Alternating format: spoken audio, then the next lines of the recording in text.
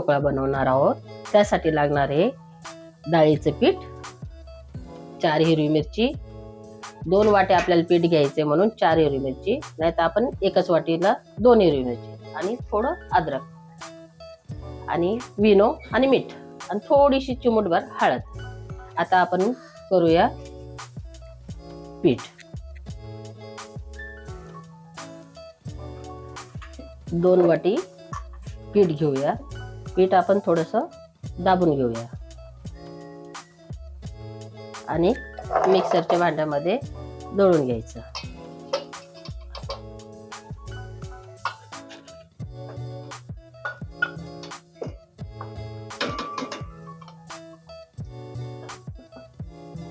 चार हिरवी मिरची,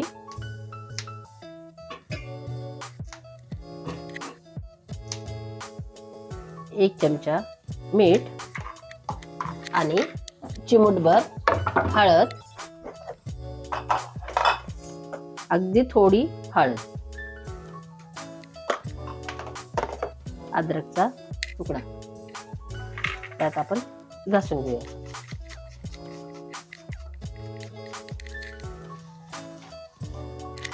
2 चमचे साखर,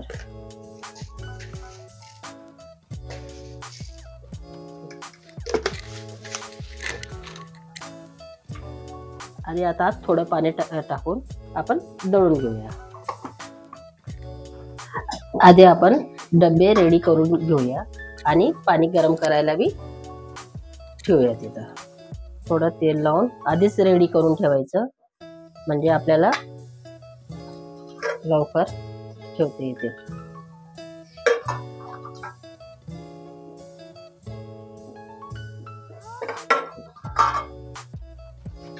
आता आपण पाणी गरम करायला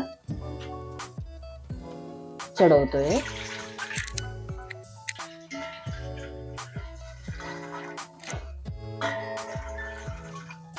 एक तांब्या पाणी ठेवलं आपण। आता ते चांगलं उकळस तोपर्यंत झाकण ठेवूया। आता आपण थोडं पाणी टाकून अगदी थोडं पाणी टाकून आपण दळून घेऊया।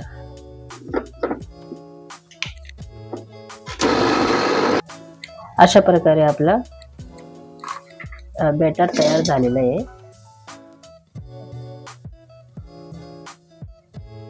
आपण थोडं पाणी घालून काढून घेऊया। अशा प्रकारे आपलं बॅटर तयार झालेलं आहे। त्याच्यात अजून 2 चमचे तेल याच्यासाठी की घशात कोरडपणा येतो म्हणून आपण त्यात टाकूया विनो आणि छानपैकी चांगल्यापैकी फेटून घ्यायचं। अशा प्रकारे आता आपण हे डब्यांमध्ये काढून घेऊया। आधीच आपण पाणी उकळायला ठेवलेलं आहे। आता हे सेट करून झाकण ठेवूया आणि फुल गॅसवर 25 मिनिटं ठेवून घेऊया। अशा प्रकारे आपला खमंग ढोकळा तयार झालेला आहे। आता आपण काढून घेऊया। गरम आहे, 5 मिनिटांनी काढून घेऊया। आता आपण फोडणीची तयारी करूया। त्यात घालूया थोडंसं तेल, अगदी थोडंसं तेल, 2 चमचे। आता आपलं तेल गरम झालेलं आहे। त्यात घालूया आपण मोहरी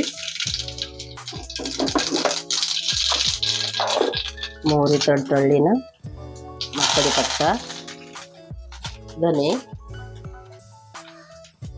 आणि हिरवी मिरची।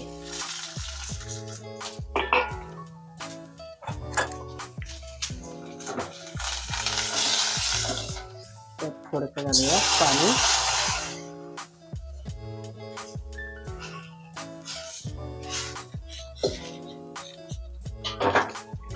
2 चमचे साखर,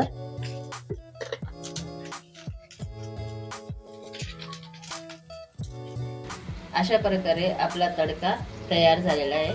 आता आपण तडका टाकून घेऊया. असंच करून आपण सगळीकडे टाकून घेऊया.